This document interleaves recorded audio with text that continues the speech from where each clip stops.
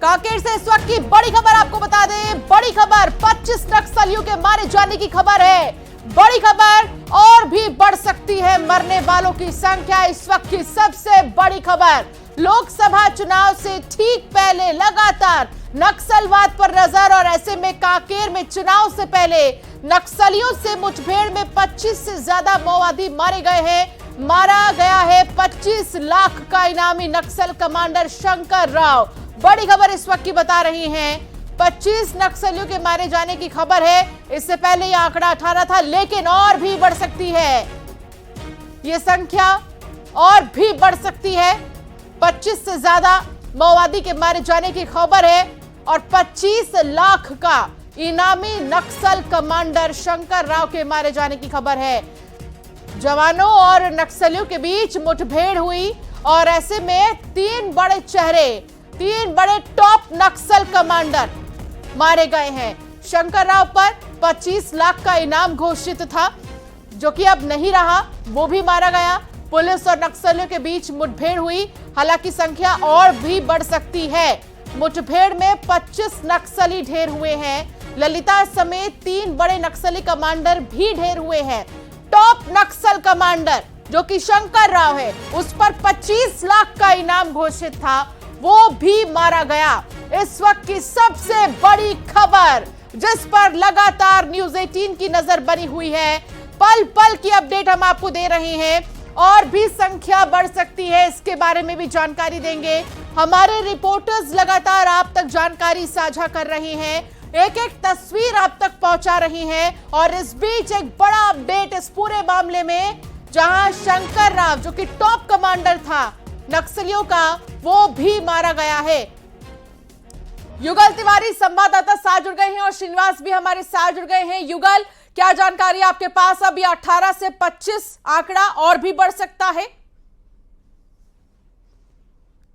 ये बिल्कुल देखिए, अभी 18 माओवादी मारे जाने की पुष्टि है, बीएसएफ के अधिकारियों ने की है। और फिलहाल यहाँ पर ये जो अनुमान यही लगाया जा रहा है, जिस तरह से वहाँ पर सफल मुठभेड़ हुआ है और जिस तरह से हमारे जो सुरक्षा बल के जवानों ने मुंहतोड़ माओवादियों को जो वहाँ पर जवाब दिया है, माओवादियों को मार गिराया है, तो खबर यही है कि 18 से माओवादियों की जो संख्या है, मृत माओवादियों की, उसकी संख्या बिल्कुल बढ़ सकती है। हालांकि चूंकि कनेक्टिविटी की वजह से जो एग्जैक्ट आंकड़े हैं वो अभी नहीं आ पा रहे हैं, लेकिन जिस तरह से जो असॉल्ट राइफल वहाँ पर बरामद हुआ है, घातक हथियार जो बरामद हुआ है, उससे साफ अंदाजा लगाया जाता है कि किस तरह से एक बड़ा ऑपरेशन हमारे जो सुरक्षा बल के जवान हैं उन्होंने वहाँ पर सफल अंजाम उसको दिया है। अब सबसे बड़ी बात यही है कि यहाँ पर जो 2 घायल जवान की सूचना आ रही थी, तो 3 उस पर एक और जो जवान है वो इस जो मुठभेड़ में घायल हुए हैं।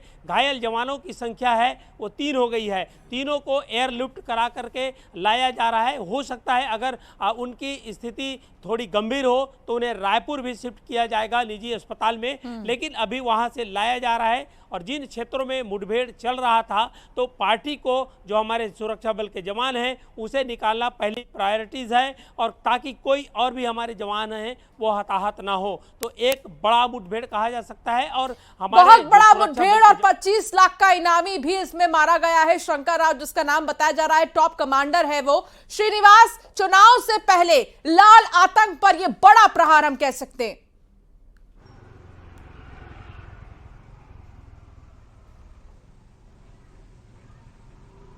श्रीनिवास, क्या आप तक आवाज आ रही है?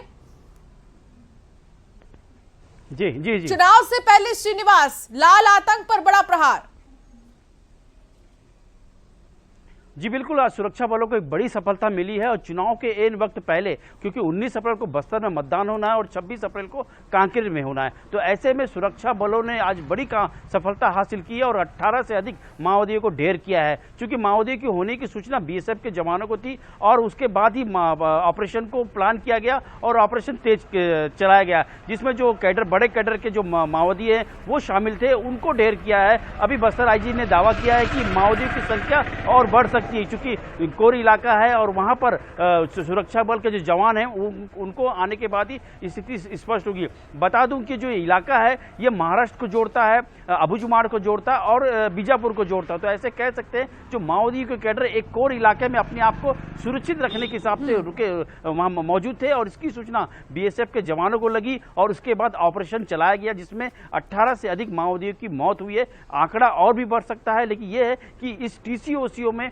सुरक्षा बलों को एक बड़ी सफलता हाथ लगी है, क्योंकि चुनाव का वक्त है। ऐसे में बस्तर पुलिस जो पूरी तरह से अलर्ट है और माओवादियों को जो कोर इलाकों में लगातार दबिश दे रही है और ऑपरेशन चला रही है। तो एक बड़ी सफलता के रूप में आज बिल्कुल। और सेकंड फेज में जैसा कि आप बता भी रहे श्रीनिवास के कांकेर में चुनाव होने थे, पहला फेज तो बस्तर में होना है, लेकिन कई बार नक्सलियों के डर से, दहशत की वजह से वोटर्स घर से बाहर नहीं निकलते हैं। ऐसे में युगल ये हम कह सकते हैं कि वोट प्रतिशत को बढ़ावा भी मिलेगा इसके बाद। इस मुठभेड़ में 18 से ज्यादा लगभग 25 नक्सलियों के मारे जाने की खबर है।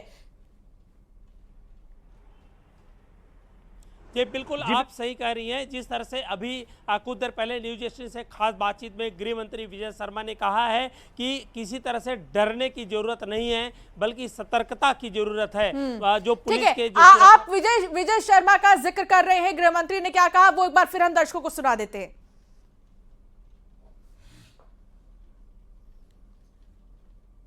कांकेर और नारायणपुर के मध्य क्षेत्र में माड़ के आसपास बहुत बड़ी सफलता है। 2 अंकों में ऐसे है कि नक्सली मारे गए हैं। इनकी संख्या 2 अंकों में हो सकती है। 15, 10, 12, 15 से तो आगे ही है। और बहुत सारा असला भी बरामद हुआ है। SLR है, इंसास है, AK-47 है, ऐसे बहुत सारे आयुध भी बरामद हुए हैं उसमें। ये घोर आतंक फैलाने वाले लोग थे जिनको सुरक्षा बलों ने मार गिराया। आज तक की सबसे बड़ी सफलता होने वाली है। रहे थे आप गृह मंत्री को, विजय शर्मा को आप सुन रहे थे। उन्होंने कहा कि जो बहुत ही ज्यादा दहशत और आतंक जैसी स्थिति बनाते थे उनका खात्मा हुआ है आज। युगल भी हमारे साथ जुड़े हैं, श्रीनिवास भी हमारे साथ जुड़े हैं। श्रीनिवास, एक तरह से अगर हम वन लाइन में कहें तो आतंक फैलाने वालों का आज खात्मा हो गया। जी बिल्कुल, जो आतंक का पर्याय बन चुके थे, जो छत्तीसगढ़ और बस्तर के लिए सरदर्द बना हुआ था नक्सल संगठन, अब वो धीरे धीरे खात्मे की ओर है। क्योंकि बस्तर पुलिस और बस्तर जो सरकार है वो एक बिल्कुल अभियान चला रही है कि नक्सलवाद को या खात्मा करे या फिर जो नक्सली के बड़े कैडर है वो सरेंडर करे। क्योंकि नक्सली भी जो सरकार भी लगातार नक्सलियों से वार्ता के लिए पहल कर रही है। ऐसे में ये ऑपरेशन चलाना बहुत जरूरी हो जाता है, क्योंकि जो नक्सली है अंदरूनी इलाकों में विकास कार्य को बाधा बने थे। ऐसे में जो सुरक्षा बल है उनको बिल्कुल तरह से अलर्ट में रखा गया था और जो बड़े कैडर की जो मूवमेंट की खबर है वो पल पल जो बड़े अधिकारी है, जो सुरक्षा से जुड़े अधिकारी है, उन तक पहुंच रही है। और सुरक्षा जो महकमा है एक बड़ा ऑपरेशन चलाया है, चूंकि नक्सल संगठन में जो बड़े कैडर है उनके जो मौजूदगी जो बस्तर इलाके दंडकारण्य क्षेत्र इलाके में रहती है और अबुझमाड़ उनका सेफ जोन माना जाता है। ऐसे में जो वहाँ के जो नक्सली कैडर है उनकी मूवमेंट की खबर सुरक्षा बलों को मिली थी और जिसके बाद ये बड़ा ऑपरेशन चलाकर 18 से अधिक माओवादियों को ढेर कर दिया है। साथ ही कई बड़े हथियार भी बरामद किए हैं। जी युगल, ये जो पूरा चेन है वो टॉप कमांडर से ही जुड़ा रहता था अन्य नक्सलियों का। ऐसे में जब टॉप कमांडर्स ही अब नहीं रहे तो हम कह सकते हैं कि ये चेन भी अब टूट चुका है और जो लोग दहशत में जीते हैं आसपास के गांव में, अब वो थोड़ा राहत की सांस लेंगे।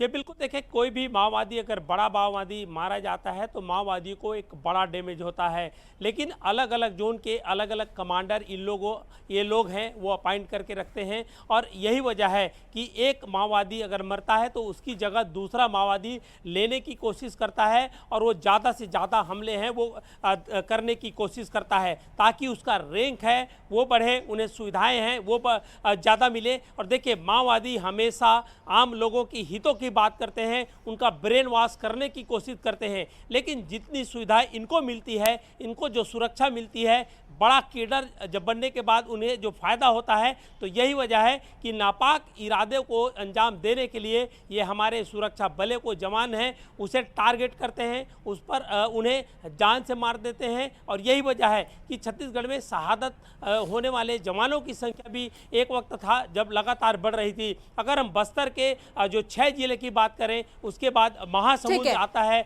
गरियाबंद है, और साथ ही साथ जो धमतरी है, कंवर्धा है, राजनांदगांव है, ये माओवादी इफेक्ट जो जिले हैं, लेकिन अभी भी खात्मे की जरूरत है और ऑपरेशन को बढ़ाने की बिल्कुल बहुत जरूरत है। और आज जिस तरीके से ये मुठभेड़ हुई और इस मुठभेड़ में भारी संख्या में नक्सली मारे गए हैं, ये उन लोगों के लिए संदेश भी है। बहुत शुक्रिया आप दोनों का ही जानकारी साझा करने के लिए। आगे बढ़ेंगे।